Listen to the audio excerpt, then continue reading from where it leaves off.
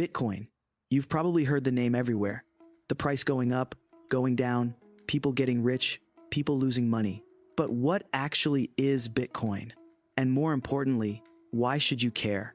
In the next 10 minutes, I'll break it down so simply that anyone can understand it. No confusing jargon, no technical overwhelm, just the facts. Let's dive in. Bitcoin is digital money. But here's what makes it fundamentally different from the euros or dollars in your bank account. It doesn't need banks. No company controls it. No government can print more of it. When you send Bitcoin to someone anywhere in the world, it goes directly from your digital wallet to theirs, person to person.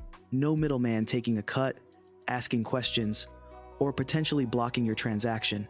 Think about how regular money transfers work. You want to send money to a friend in another country.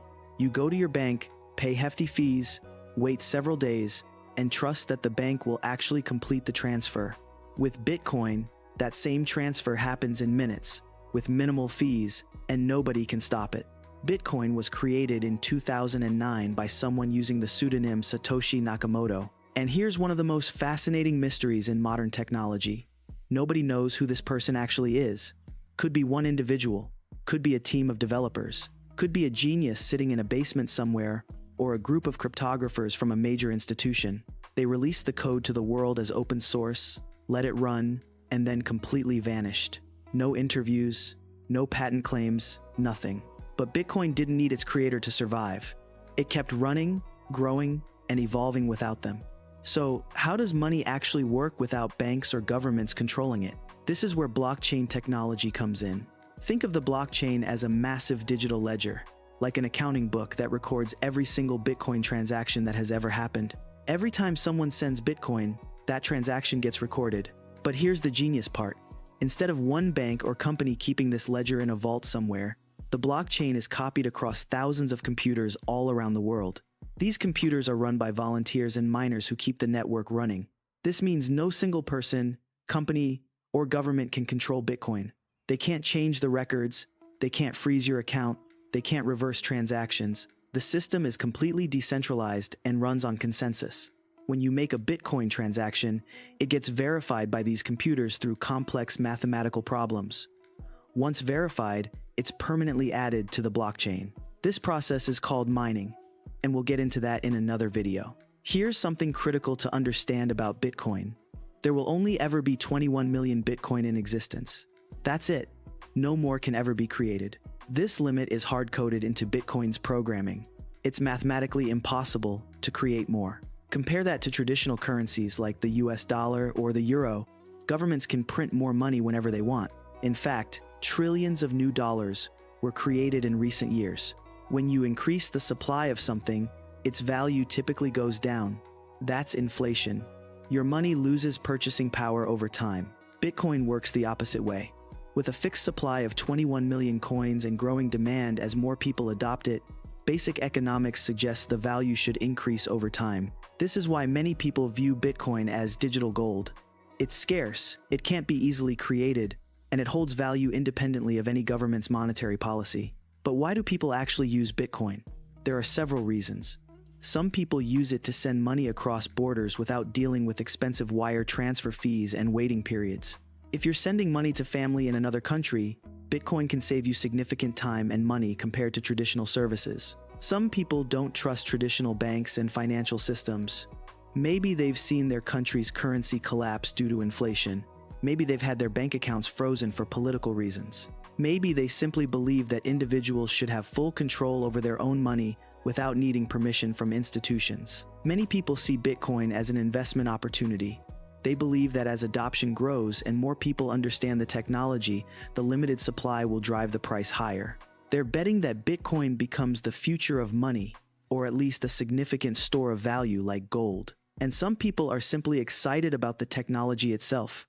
They believe in the vision of decentralized money that no single entity controls. They see Bitcoin as a revolutionary step forward in how we think about currency and value.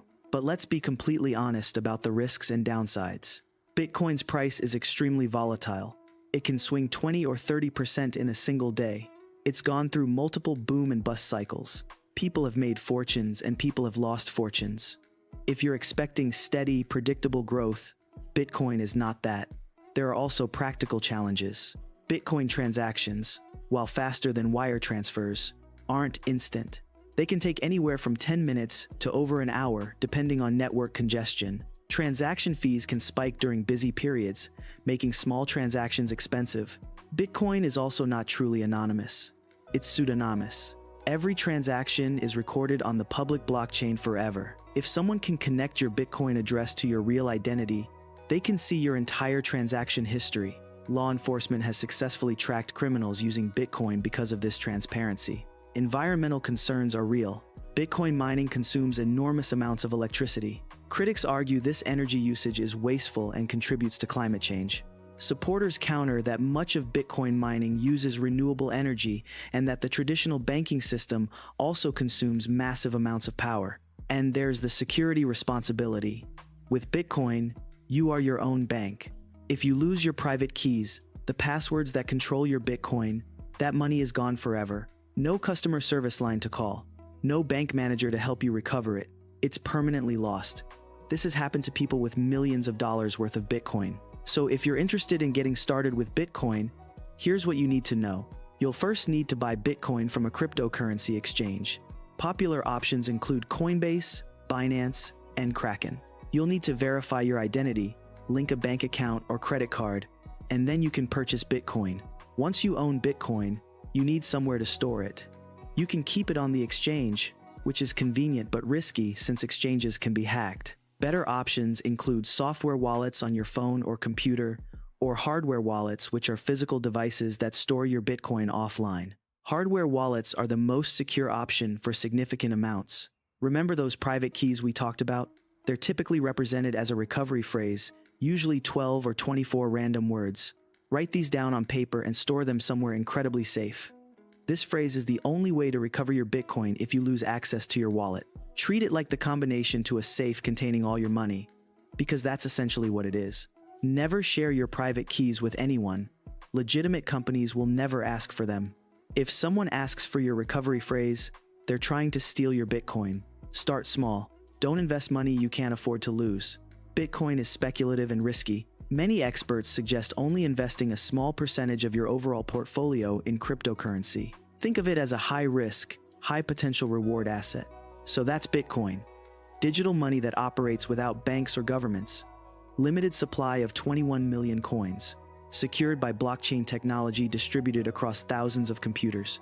It's volatile, it's revolutionary, it's controversial, and it's definitely not going away. Whether Bitcoin becomes the future of money or remains a speculative asset, understanding it is important. We're watching a potential transformation in how value is stored and transferred.